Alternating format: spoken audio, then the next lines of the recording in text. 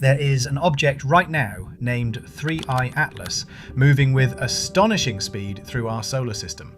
It is not a leftover rock from the asteroid belt, and it is not an icy fragment drifting in from the Oort cloud.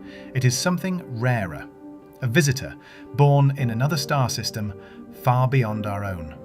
It has travelled for countless millions of years through interstellar space, and now, by coincidence and by cosmic gravity, it has arrived within our reach.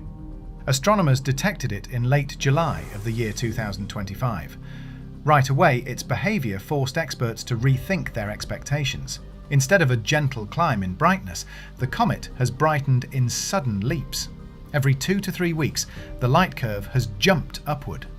What should have been a smooth slope has turned into a staircase. Those steps appeared first in late July, then again in mid-August, then again in early September, each one sharper than the last. By August, the diffuse halo surrounding the hidden nucleus had expanded to about 100,000 kilometers across, equal to about 62,000 miles. By September, the halo had grown to 600,000 kilometers, or 373,000 miles. By October, it reached nearly 700,000 kilometers, or 435,000 miles. For comparison, Earth is about 12,742 kilometers wide, about 7,918 miles, while Jupiter spans 139,820 kilometers, about 86,881 miles. The coma of 3I Atlas is therefore more than 50 times larger than Earth, and about 5 times wider than Jupiter. The brightening rate is dramatic. The magnitude scale used by astronomers is logarithmic. Each drop of 1 unit means the comet looks about 2.5 times brighter. In late July, the comet measured magnitude plus 14 and 1/2. By August, it was already near magnitude plus 13 and 2/10. By September, it was shining at about magnitude plus 12. That is a 10-fold increase in only 60 days. Forecasts had said it would still be around plus 13 and 1/2 by October, so the reality is about 6 times stronger than predictions. If the trend continues, then by October it could reach magnitude plus 11 and 1/2. That would make it about 25 times brighter than when it was first discovered. In late September, the comet was positioned about 186 million miles from the Sun. Its velocity then was about 134,000 miles per hour. By the end of October, it is projected to reach 152,000 miles per hour.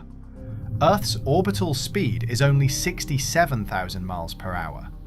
At 134,000 miles per hour, the comet could travel the distance from Earth to the Moon, about 239,000 miles, in just over 1 hour. The circumference of Earth is about 25,000 miles.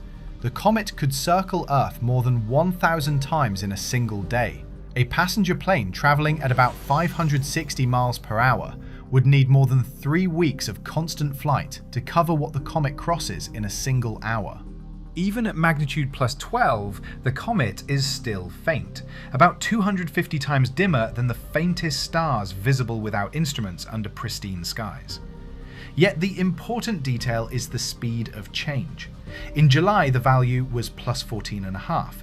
In August, plus 13 and 2/10. In September, plus 12. If the line continues downward, the comet will continue brightening into October. The solid nucleus is likely only 2 to 5 kilometers wide, which is about 1 to 3 miles. The halo is vast.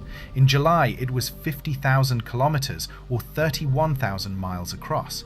In August, it doubled to 100,000 kilometers, or 62,000 miles. In September, it ballooned to 600,000 kilometers, or 373,000 miles.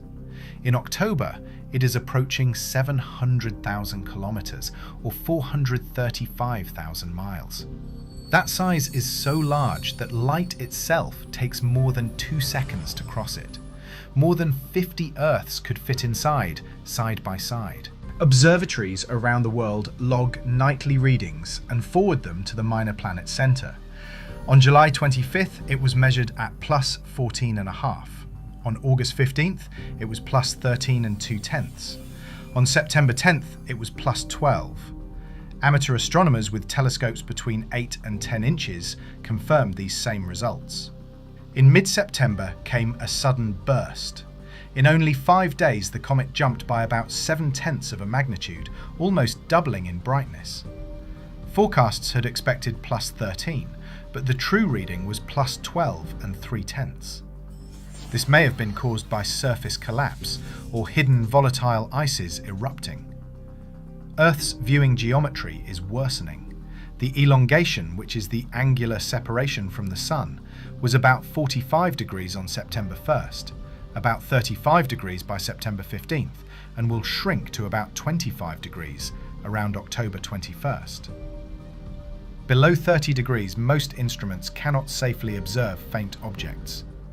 That date marks the practical end for Earth-based viewing. By September, amateurs already had only narrow windows. In many locations, they had about 5 to 10 minutes after sunset to view before the comet was swallowed by twilight.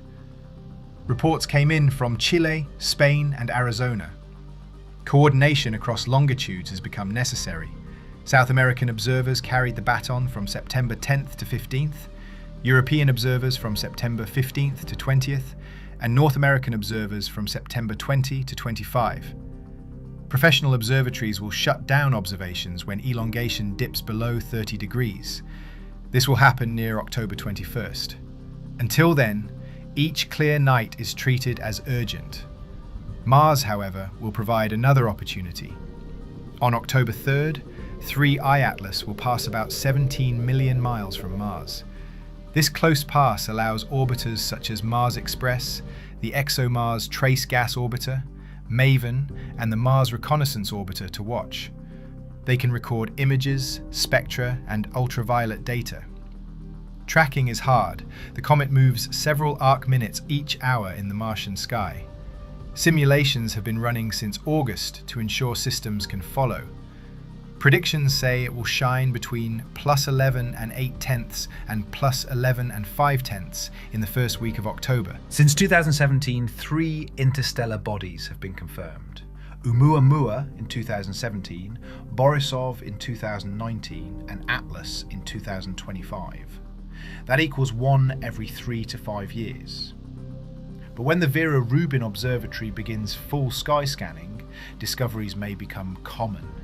We could see one every year, or even several each year. The main values summarise the story. A speed near 152,000 miles per hour, a coma about 435,000 miles across, a brightness surge about 6 times stronger than expected, a Mars flyby distance of 17 million miles, Earth-based observations ending near October 21st.